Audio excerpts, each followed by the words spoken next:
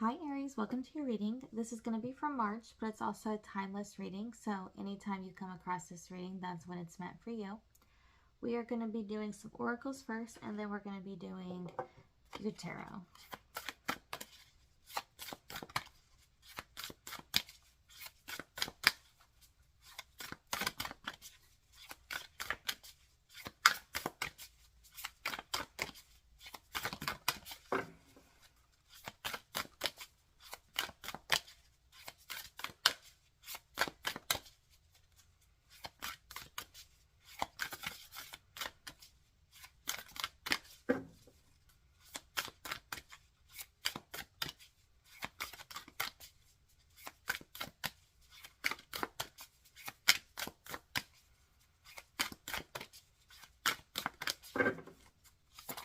There we go.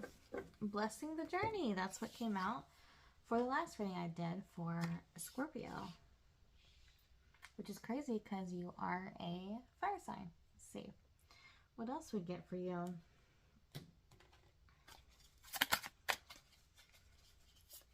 You have Sea Star.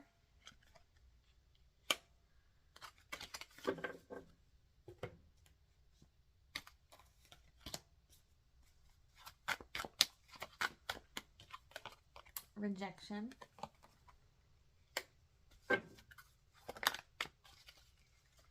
And magic.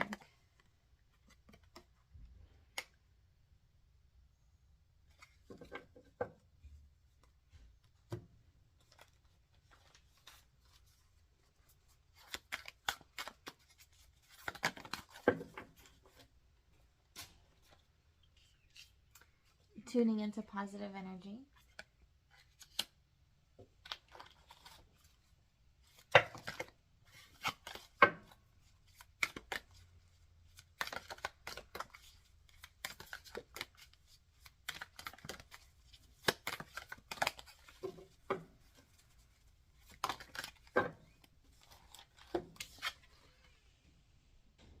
And your delight charms the world.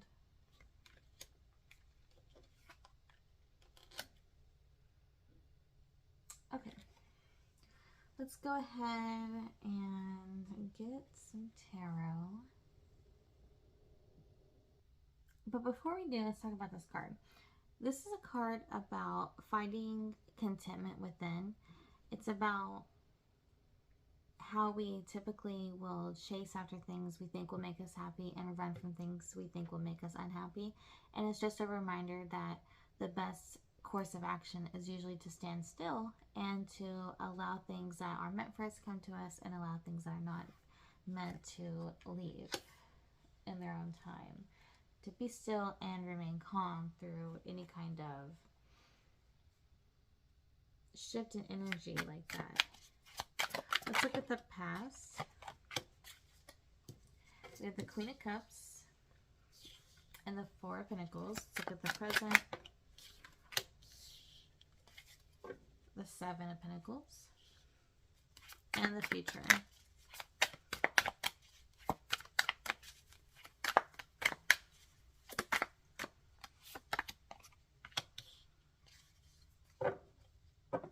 Okay. So this is very similar to the Scorpio reading a little bit, not completely at all, just kind of the future energy. So if you have any Scorpio energy at all, or if this is about a Scorpio, then it could be related to that reading as well.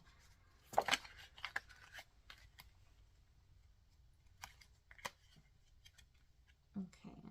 I was intending to clarify this Ten of Wands, and I got the Four of Wands. Okay. So, it looks like in your past, you were reflecting on potentially a relationship. It could be friends, family, partner, somewhere, something. And you were kind of either holding on too tightly to it, or you felt like they were holding on too tightly to you. A sense of, that might be the whole about letting things go here. It's just someone's holding on too tightly to some kind of dynamic here. And with the present, I kind of want to clarify this Four of Pentacles. What's the Four of Pentacles?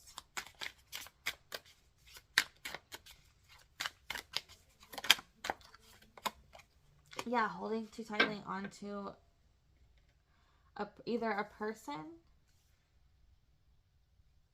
It definitely feels like this is a relationship, about a relationship.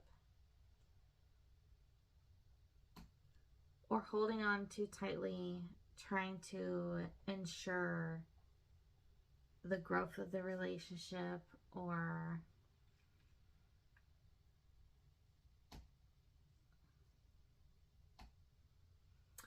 holding on too tightly to things needing to go maybe a certain way, or what actions need to be taken in this relationship. Kind of maybe a little bit too focused on the action in the within the dynamic. Maybe keeping score, something like that. You or them. It doesn't have to be, but there's just some kind of holding on to something, some action in a relationship or dynamic in general. Okay, let's clarify the present. The present moment, you're kind of at the Seven of Pentacles, looking at the progress, looking at the effort that's been made, and seeing if it's something that you're just kind of like taking inventory of what's up, observing. What's the present moment? Whoa, there's a lot of chaos here. Let me shuffle these. I need to. If you hear any noises in the background, it's my dogs. I have a dog that likes to do her nails all on her own. She does not like them to grow long, and before they even start to grow long, she'll cut them. She's very independent. Okay. Which could be your energy or the person you're dealing with.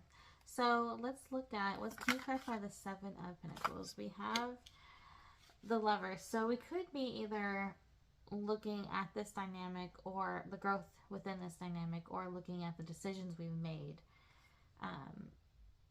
We could be looking at our past decisions. What's the future? You have the Three of Wands and the Nine of Wands.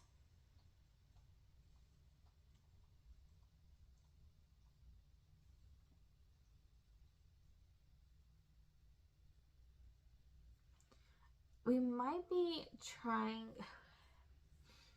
With the Ten of Wands, we're kind of feeling like there's a lot of, we're taking on a lot of responsibility. We're carrying a lot of burdens. We're feeling like we're doing a lot of extra work.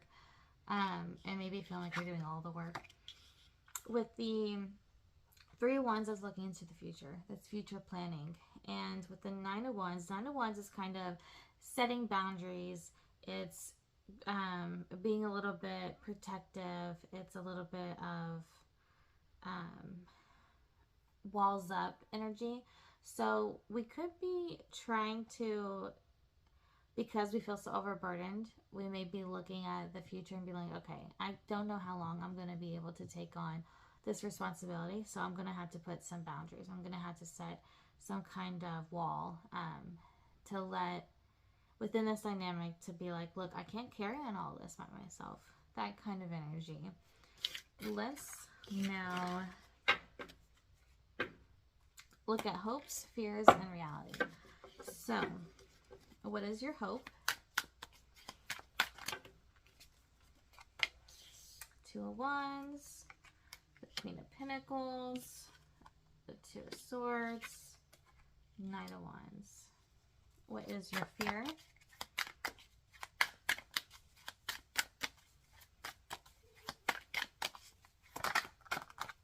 Strength. Eight of Cups and the Nine of Cups. And what's the reality?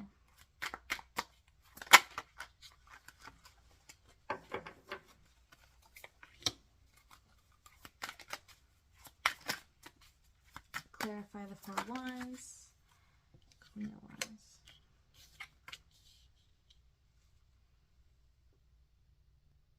Okay, so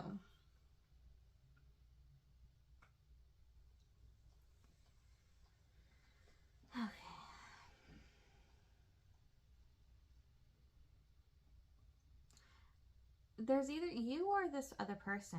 There's some indecisiveness or not being able to make decisions due to not being able to see where it will go. There's a sense of being blindfolded, not being able to see the future, and us kind of not making a decision. It looks like that we hope maybe maybe you kind of hope that this other person doesn't make a hasty decision. That's kind of what I'm feeling. It looks like you're hoping they don't make a hasty decision. That you're hoping that they're not feeling like they can't see maybe a future, and then based on this lack of clarity, they make some kind of decision really quickly. Um,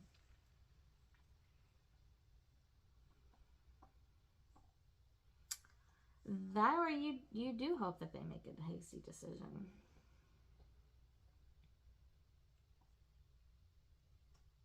If maybe someone's unclear, someone could, regardless, someone is definitely unclear about making a decision because they don't see that they don't have all the information that they feel like they need to make this decision.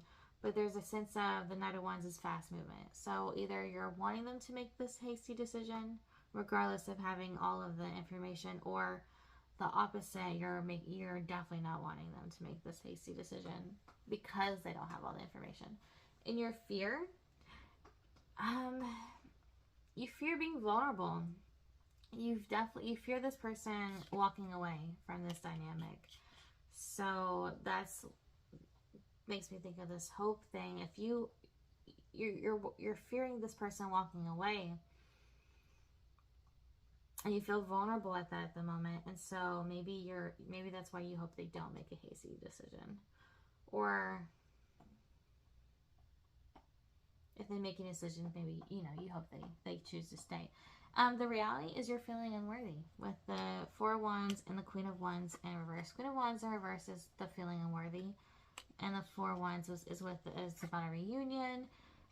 It's about maybe second chances. It could be about social events, and it could be about family. It could be about close ones even. So you're just feeling unworthy of this either reunion or this. If this is someone who maybe you're separated from, you're feeling unworthy of maybe getting back together with them, or they feel unworthy of getting back together. Someone in this dynamic definitely does feel unworthy. If it's not you, it's them, in bringing this back together or bringing this closer together. Let's look at our strengths, weaknesses, and advice to end the reading.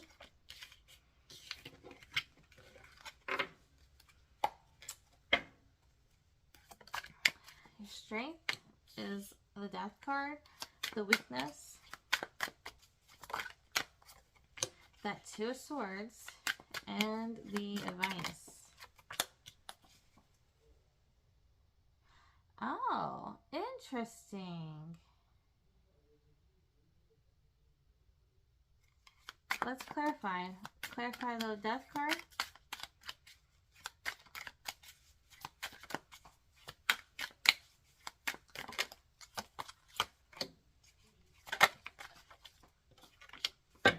And the Four of Pentacles.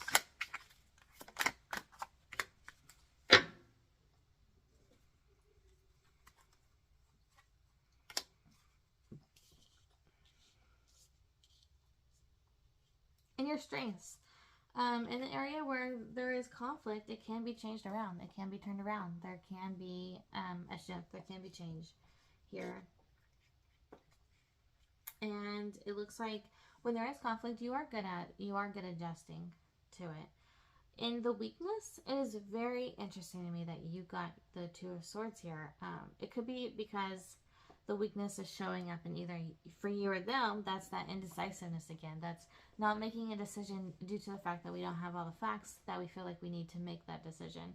And the King of Wands is, like we said, it's about having the confidence. It's about taking action with confidence. But since it's in a weakness, we are definitely lacking the confidence to take an action and a decision, either for you or for them.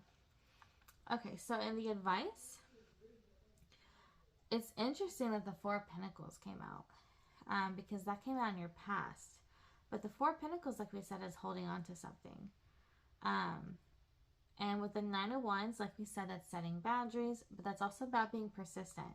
And the Moon, that's about not having, that could be lies or deception, but it honestly feels like it's about the unknown and unexpected. Not having all the information just seems to be the theme. Just kind of not being able to see the future. So it seems like the advice here is I want to say hold on. Be persistent in holding on. Be persistent in being patient is kind of what it feels like. And although you can't see what the future lies, since this does have a potential to change, to shift, maybe just hold on, sit tight. Don't be too defensive, but at the same time be persistent in holding on, in being still. And regardless if you see this panning out or not, it's just kind of like here, you know, the be still. That's what it wants you to do. It wants you to be still. It wants you to, you know, don't chase what makes you happy, but don't run from what makes you unhappy. Just be still. That's the whole advice. And the point of this reading is the Spirit wanted to tell you that. Okay, that's what I have for you, Aries. I hope this helps. And we will be doing a pick a card reading as soon as all the zodiacs will be filmed and posted. So definitely come back for that. If you feel inclined to watch another pick a card reading I've already done, I did a few for February. They're timeless as well. So if you feel intuitively drawn to it, definitely check it out. But if you don't, then don't, because you know, only what resonates is what we strive for here. Okay, thank you so much, Aries, and I hope this helps your March. So definitely come back with us, and we'll see how you're doing. Okay, thank you.